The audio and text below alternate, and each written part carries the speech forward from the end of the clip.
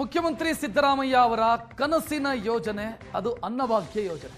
2013ರಲ್ಲಿ ಅವರು ಮುಖ್ಯಮಂತ್ರಿಯಾದಾಗ ಮೊದಲ ಸಚಿವ ಸಂಪುಟ ಸಭೆಯಲ್ಲೇ ಅದನ್ನು ಘೋಷಣೆ ಮಾಡಿದರು.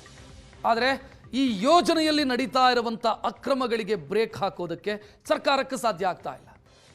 ಏಷ್ಯಾನೆಟ್ ಸುವರ್ಣ ನ್ಯೂಸ್ ಈ ಕಳ್ಳ ದಂಧೆಯನ್ನ ಮತ್ತೆ ಬಯಲಿಗೆಳಿತಾ ಇದೆ. ರಾಜ್ಯದಾದ್ಯಂತ ಅನ್ನಭಾಗ್ಯದ ಅಕ್ಕಿ ಕಳ್ಳರಿಗೆ ಸೇರ್ತಾ ಇದೆ. ಬಡವರ ಹೊಟ್ಟೆ ಸೇರಬೇಕಾಗಿರುವಂಥ ಅನ್ನಭಾಗ್ಯದ ಅಕ್ಕಿ ಮಹಾರಾಷ್ಟ್ರ ಪಾಲಾಗ್ತಾ ಇದೆ. ಅಲ್ಲಿ ಕಾಳಸಂತೆಯಲ್ಲಿ ವ್ಯಾಪಾರ ಆಗ್ತಾ ಇದೆ, ಮಾರಾಟ ಆಗ್ತಾ ಇದೆ.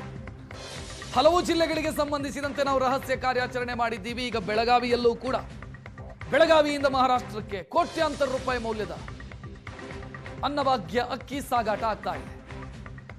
ಪ್ರತಿನಿತ್ಯ ಬೆಳಗಾವಿಯಿಂದ ಮಹಾರಾಷ್ಟ್ರಕ್ಕೆ 400 ಟನ್ನಷ್ಟು ಅಕ್ಕಿ ಸಾಗಾಟ ಆಗುತ್ತೆ. ಪಡಿತರ ಚೀಟಿ BPL ಕಾರ್ಡ್ ಹೊಂದಿರೋರನ್ನ ಗುರಿಯಾಗಿರಿಸಿ ಅಥವಾ ಅವರಿಂದ ಸಂಗ್ರಹಿಸಿ ಕಲೆಕ್ಷನ್ ಏಜೆಂಟ್ಗಳನ್ನು ನೇಮಿಸಿ ಅಕ್ಕಿ ಸಂಗ್ರಹಿಸಿ ಕಡಿಮೆಗೆ ಅವರಿಂದ ತೆಗೆದುಕೊಂಡು ಕೆಜಿಗೆ 10 ರೂಪಾಯಿ ರೀತಿ ತೆಗೆದುಕೊಂಡು ಅದನ್ನು ಮಹಾರಾಷ್ಟ್ರಕ್ಕೆ ಸಾಗಣೆ ಮಾಡಲಾಗುತ್ತೆ. ಒಂದು ಪಾಲಿಶ್ ಎಲ್ಲ ಮಾಡಿ ಮಹಾರಾಷ್ಟ್ರದಲ್ಲಿ ಹೆಚ್ಚು ದುಡ್ಡಿಗೆ ಮಾರಾಟ ಮಾಡಲಾಗ್ತಾ ಇದೆ. ನಿತ್ಯವೂ ಅಕ್ಕಿ ಸಂಗ್ರಹಿಸುವಂಥ ಕಲೆಕ್ಷನ್ ಏಜೆಂಟ್ಗಳಿದ್ದಾರೆ. ಮನೆ ಮನೆಗೆ ಹೋಗಿ ಅಕ್ಕಿ ಸಂಗ್ರಹ ಮಾಡಲಾಗುತ್ತೆ.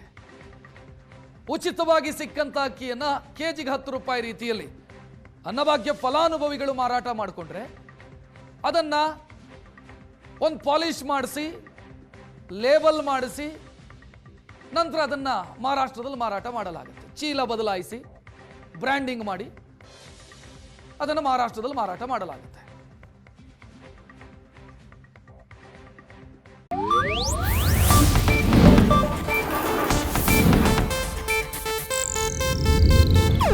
ಇದು ಏಷ್ಯಾನೆಟ್ ನ್ಯೂಸ್ ನೆಟ್ವರ್ಕ್ ಪ್ರಸ್ತುತಿ.